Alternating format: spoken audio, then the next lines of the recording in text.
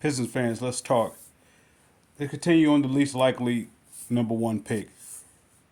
All right, if Detroit doesn't not, if Detroit does not, if Detroit does not get the number one overall pick, which is okay, I guess I made my peace with it. If they don't get it, I believe the plan will be they're bringing four players for the perspective of that one player.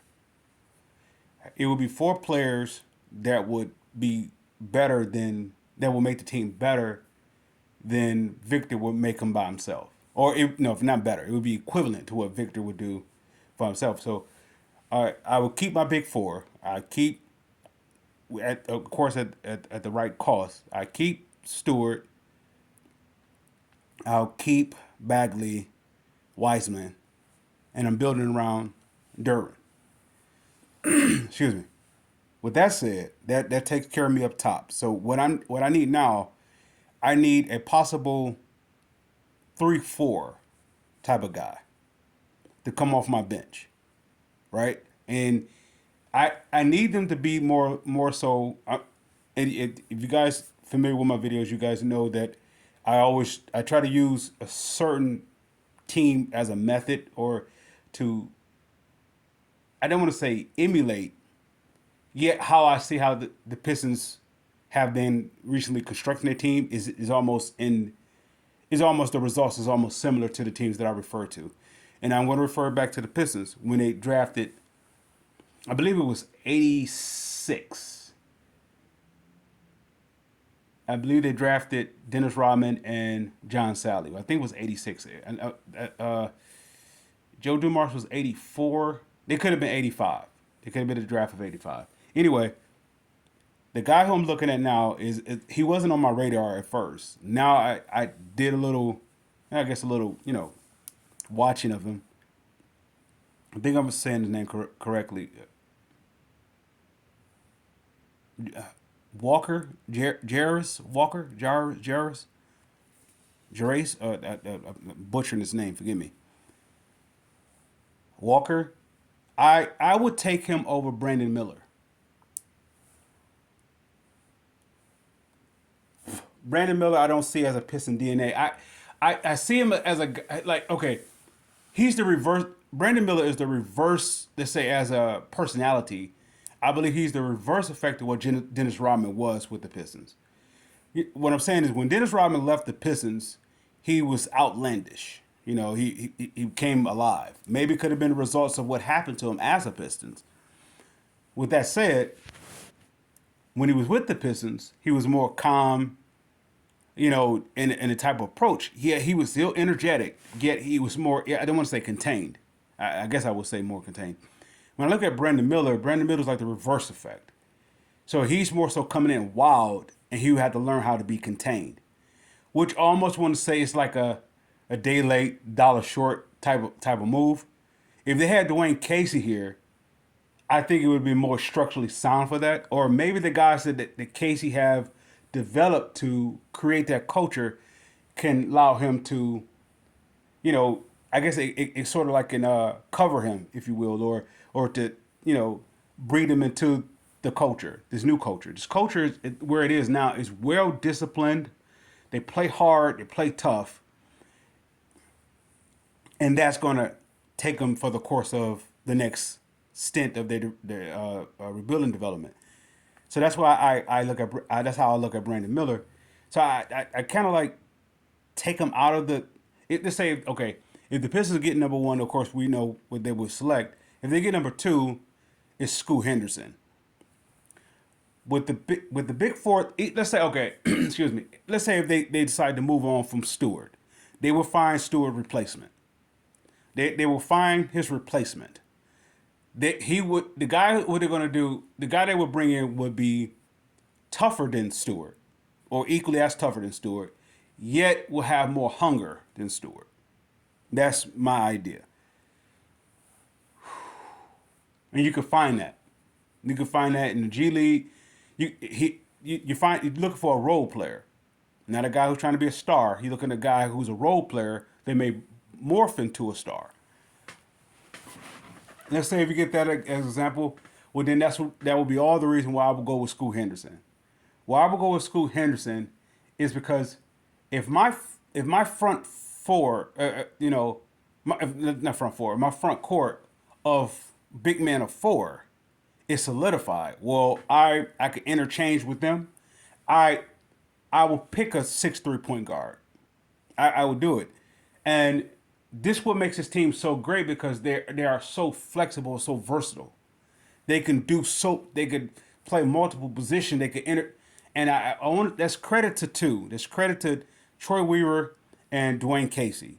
Troy Weaver brought in the ingredients, and Dwayne Casey mixed it together to allow them to be interchangeable.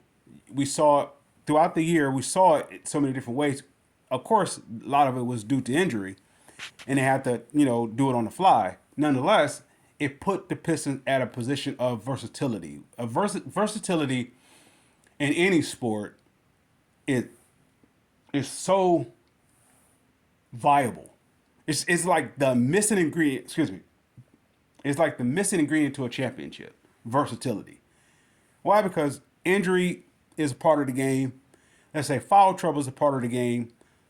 Uh, you know, say offensive woes is part of the game based upon defensive matchups and so forth. So you need that interchangeable part. And the interchangeable part is actually the versatility. That what offsets the defense. If you have to play against Scoot, Ivy, and let's say Cade, let's say if you have to play against that as any opposing team, it doesn't matter if you are a proven vet or a rookie first year whatever player coming in, playing up against that approaching you, and let's say they're relentless coming towards you.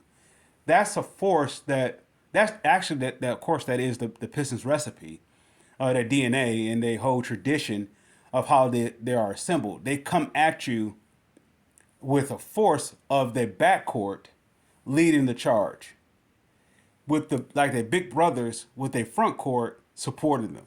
They have always done this, and so number two, if they're selecting a number two, no brainer, get Scott Henderson. Number three, if they're number three spot, I'm going after Walker. I think that's his name, Jarris Walker. I'm going after him. I He's a guy that, let's say if okay, how do I do this? If I don't get at if I'm number three, I'm taking him because I don't have School Henderson. So that means I could be so flexible. I can either play Cade in the backcourt or not. And if I play Cade in the backcourt, Walker can start at my three if he's ready. And he doesn't have to do much. He just gonna have to be tough, tough at the three. So he would be like my Dennis Rodman, John Sally type piece. And of course, I'll bring in another player to complement him. With addition to that, why I pick him over Miller? Once again, I believe Miller is a guy that you had to do the reverse effect. He had to buy into the culture. He can't bring. In other words, he had to be willing to sacrifice the culture that he represents to be acclimated into this culture of the Pistons. They play hard, and they play hard. They play tough, and they coming at you like a pack of wolves. They can't that diva stuff or the mentality of that is about you, or your name, the back of the jersey is bigger than the front of the jersey, that type of deal. That has to go, and that person has to be willing to buy into it. Now, there may be something interesting to consider with Mr. Miller. His talent is what his talent is. Other than that, another all-season move that I would like to see them address is not so much of a veteran. I Yeah, if it is a vet, I was looking at Kyle Kuzma, but then I put him in the same position as as Miller. He had to buy into, that how the Pistons do it here. We're not California. We're not a free willing type, atmosphere where you could just do it and however you want it. You have to. It's like I don't know, survival of the fittest approach. It is you against the world approach. I say it that way. You have to approach it that way. Yet you have to approach it as one of the team though. You can't approach it as you are above the team or separate from the team. I don't know what vet complements that. The guy who I'll be looking for is on somebody's bench that's hungry, that's ready to burst out, that's ready to burst. They showed a little flash of it, yet they haven't showed the flash of it. And we may have that in Wiseman already.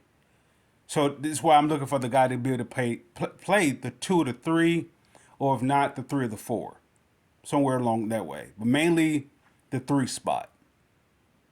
I don't need a wing player. I looked at Brandon Miller in that regard, or Kyle Kuzma in that regard. I would take Kyle over him because he's versatile. I can use him in so many different places. I could go big with him at the 2. I can go medium with him at the 3. I go big. I guess you could say I consider big at the 3. And if I were to go small with him at the 4, injury, I can do that. But it's I still don't like his. I don't. I'm questionable, or I question of his approach. On a game in, game out, there's basketball first over the spotlight. So that's my take on the Pistons 1, 2, and 3 spot. I would Victor number 1, Scoot number 2, and Jarris Walker number 3. And if I'm stuck, if it's on the board, of course, number 4, we go Brad Miller. I haven't looked at the Thompson brothers yet, but I will take a look into them. Pistons fans, I salute.